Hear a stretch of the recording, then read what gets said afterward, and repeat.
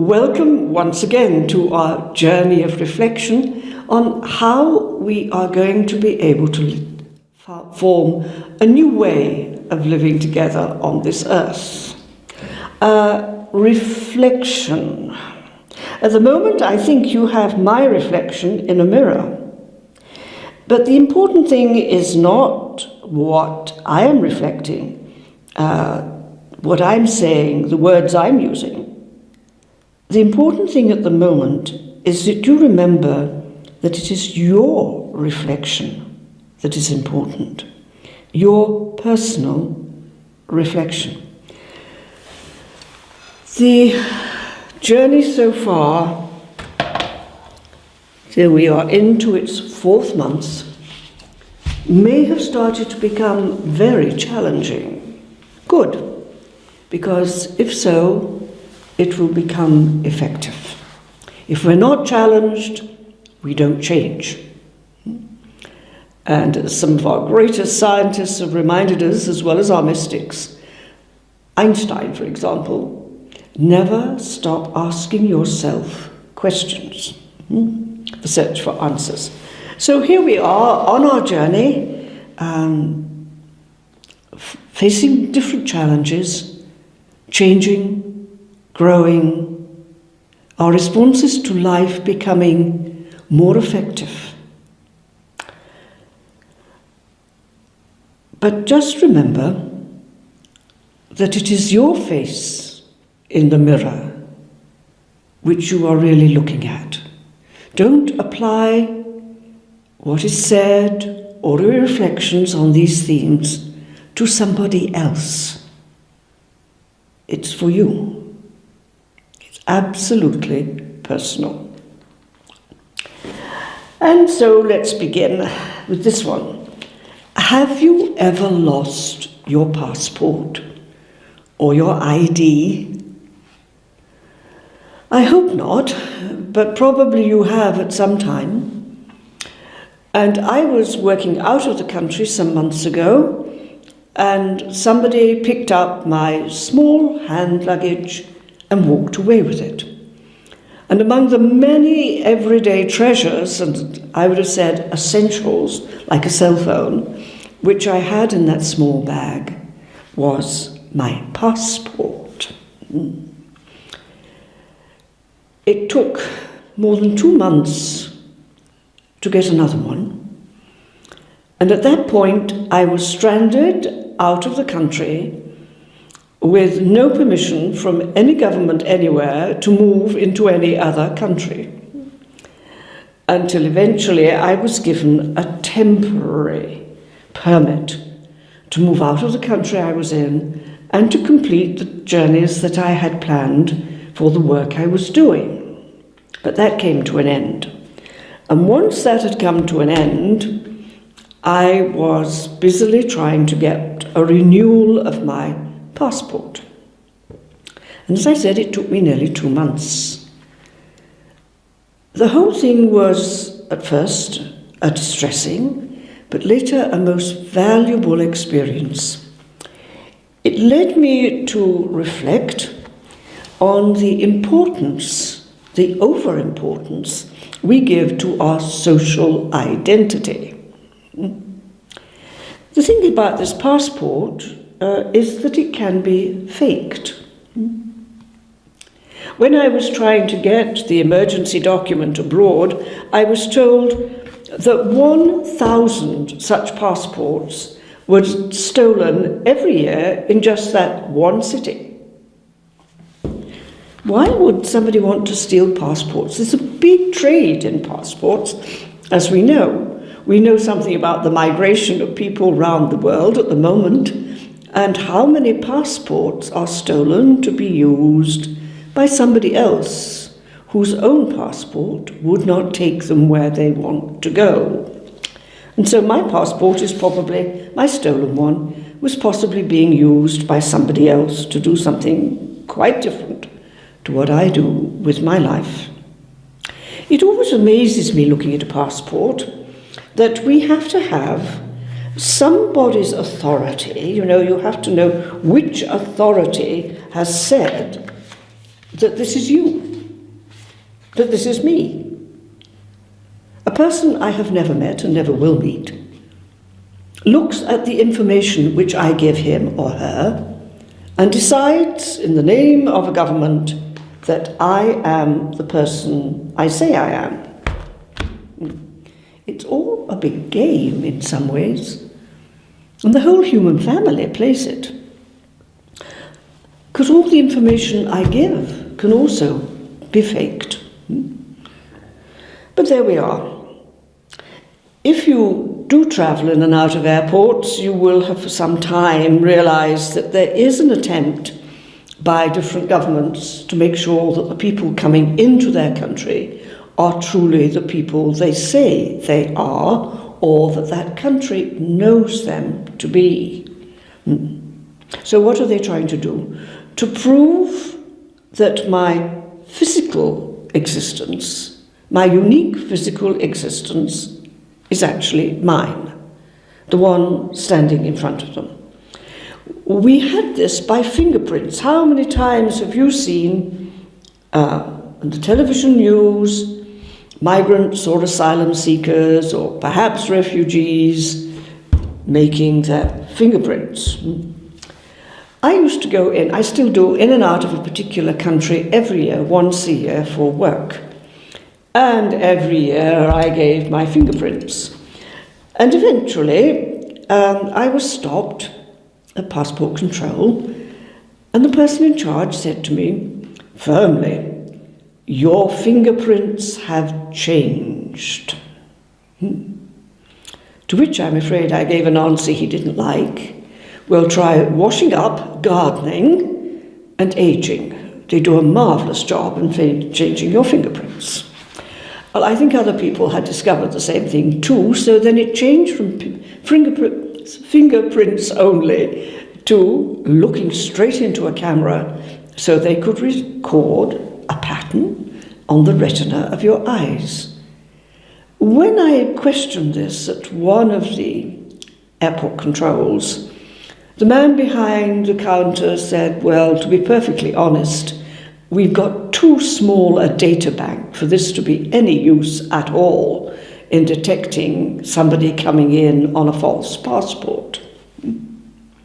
But we still do it, and now there are other ways.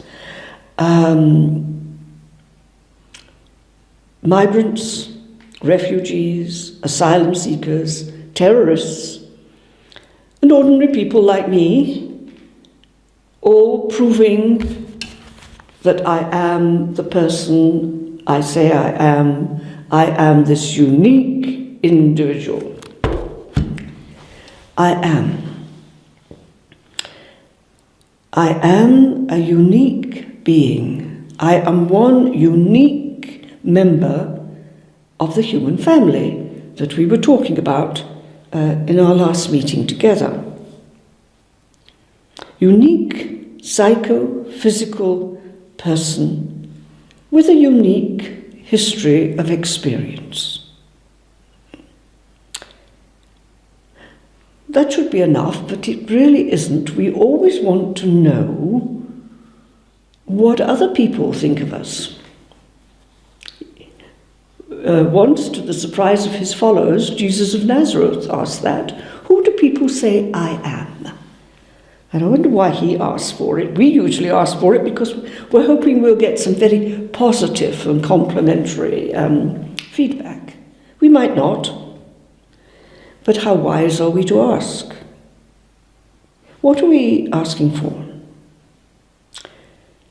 What they think I am, who they think I am, based on selected bits of my behaviour or conversations or opinions that I have expressed.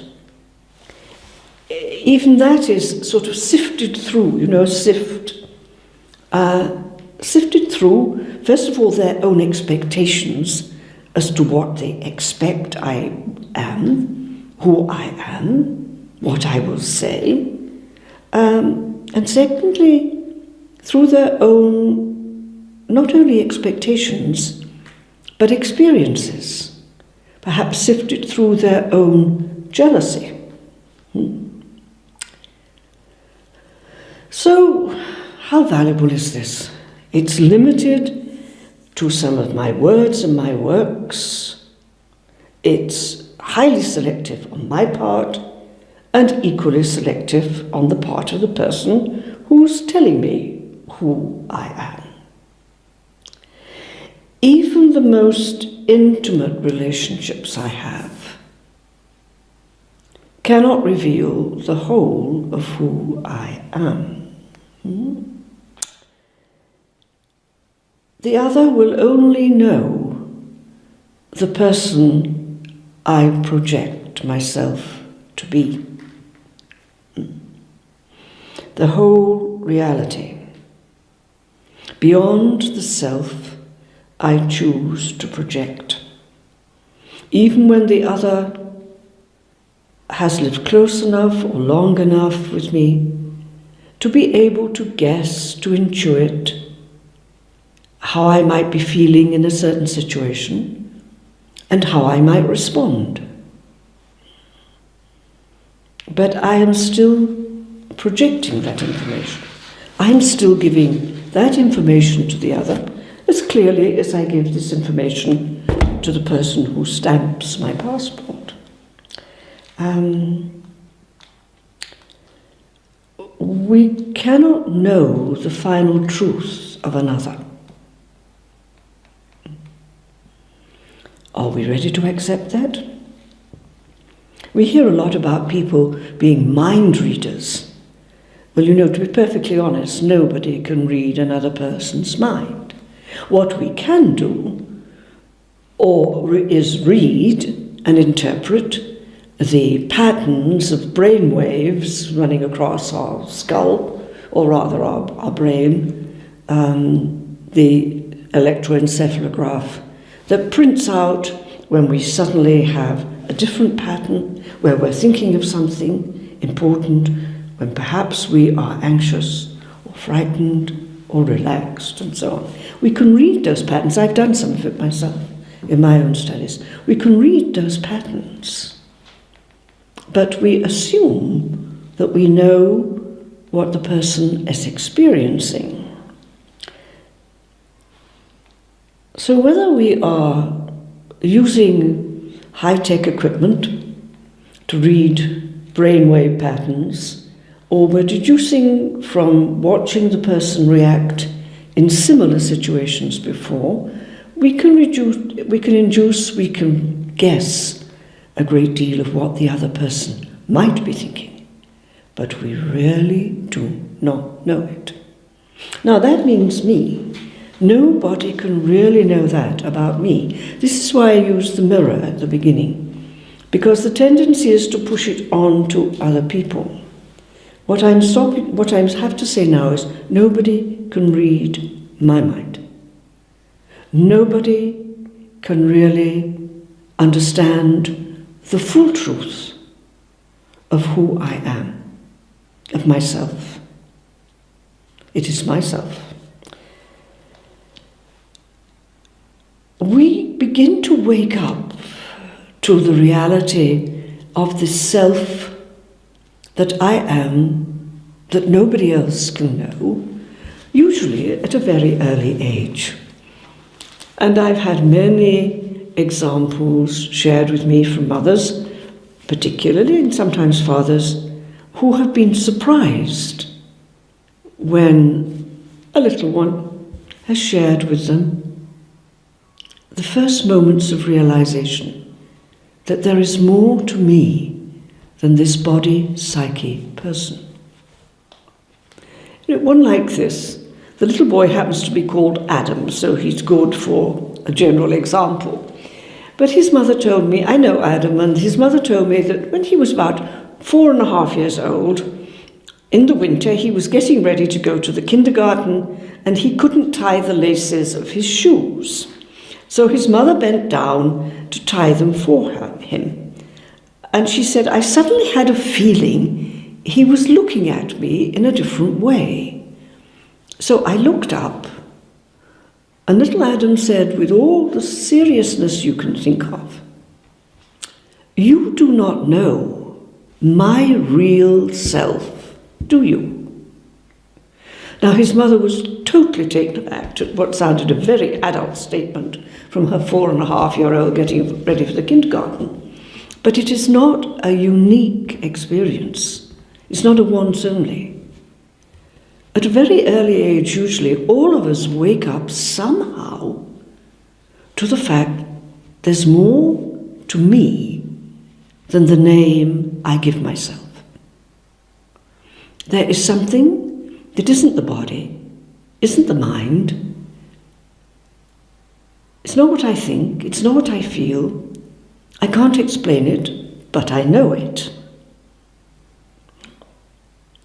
The non-physical reality. You have to do today, or when you reflect on this theme, it may be interesting when you start looking back to your first moments of waking up to who you are, of knowing who I am. That secret self, that hidden self, which St. Paul calls it, which is known only to me, and the source that brought me into existence and holds me in existence.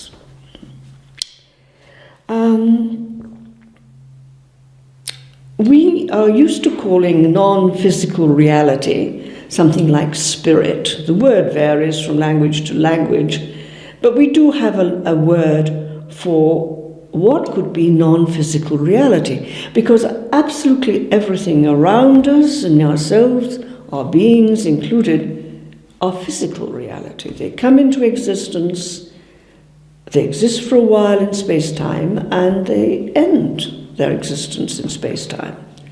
And this includes the stars, the universe itself, physical reality. But we, all of us at some point, wake up to the fact there is something more, something that cannot be named. Me, self, spirit, whatever it is. And it's far, far more important than this body, psyche, personality that, like my passport, I give so much importance to.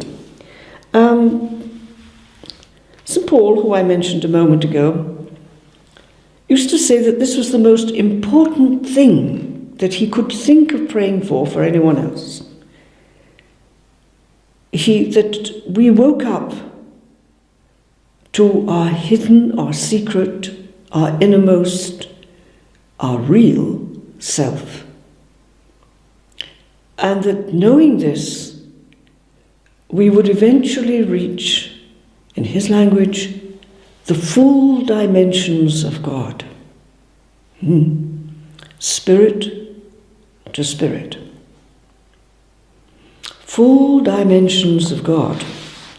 Well, our traditions have given us various examples and symbols of what that could mean.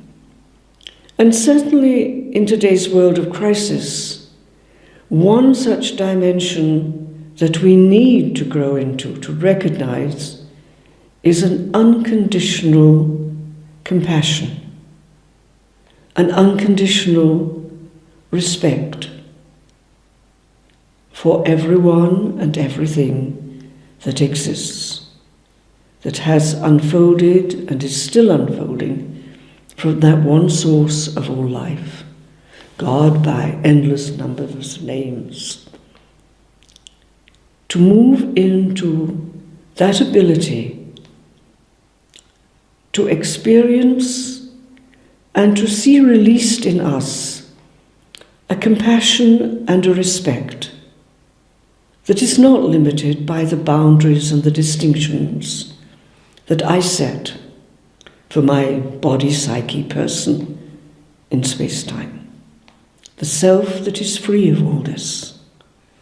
The self that is an expression of that ultimate reality, the great mystery we have called God. Without an opening up to this unconditional compassion, we are simply not going to find the way to live with each other on this planet in peace.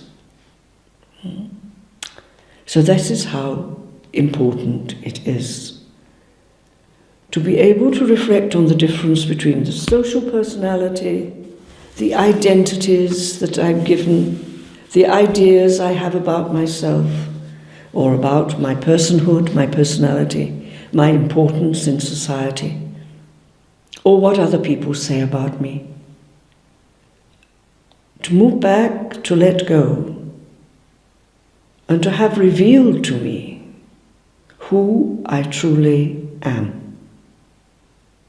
And then I can move into those dimensions of the mystery where I can accept the differences with loving compassion for everyone and everything. And at this moment of crisis in the world, it is our only way out of the dilemma we are in.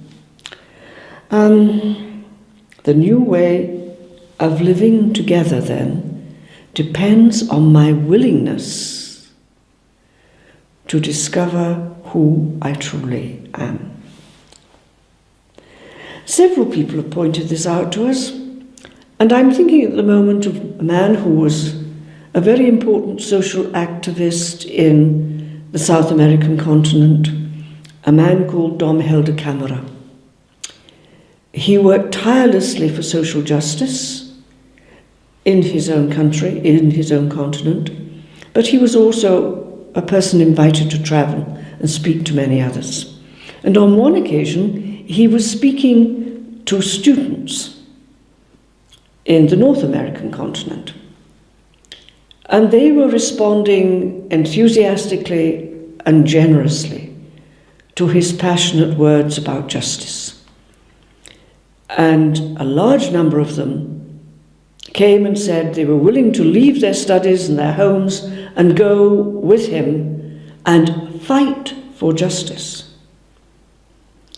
And he shook his head and said, "Oh no, I do not want you." And by explanation he said this: until you have found your own inner self in a situation of injustice, you will only end up washing blood off your hands with more blood. A very clear message, and one that can be applied to all of us everywhere in the world today. We need to find out, each one of us, who I truly am, the source from which I came, so that I recognize, first of all the rest of the human family as coming from the same source and bonded with me, and refinding my relationship with everyone else on this planet. But I have to find my own inner depth in order to be able to open to the other with compassion and respect and understanding. Or the blood being washed off hands with more blood will continue. Our way to peaceful living with each other, coexistence and development of this wonderful planet, depends on my willingness to discover who I really am.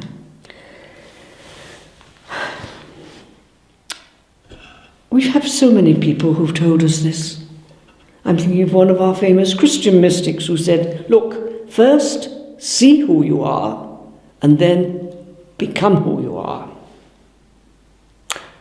And a rather small, tubby, joyful little Hindu monk who used to go, sannyasi, who used to travel barefoot up and down in the village streets that I knew him, singing songs to the young children in Hindi, their language, but sometimes translating them into a rough English for all the foreign tourists who were around. And one of them that bears this theme goes something like this. He would look firmly into the eyes of the children and say, "You are not this body. You are not this restless mind.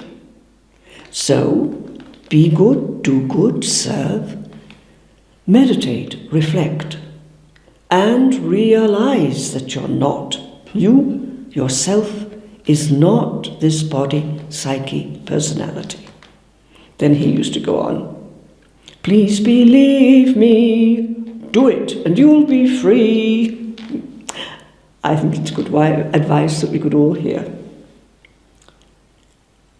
Am I willing to let myself discover that I am not just a body, psyche, person? On this temporary journey through space-time, that I am a non-physical reality, a self, which is spirit? If I do, then I will see the whole of this journey from an entirely different perspective. And just as at the beginning of these series, we see a beautiful view of trees and water in reflection, and then they turn round and we see the reality. This is what will happen to us. All about our social personalities, our passports, the role people expect us to play, the positive and complimentary feedback they give us, will all be put at the side. What really matters is, do I know who I am? Do I really know who I am? During this week, or rather the weeks ahead, I suggest you let that question just keep repeating itself, and then listen to your own answers. And if occasionally you have to stand in front of a mirror, remind yourself that this applies to you, to nobody else. Your life is your responsibility. My life is my responsibility. And have I really found the answer to that question? Who are you?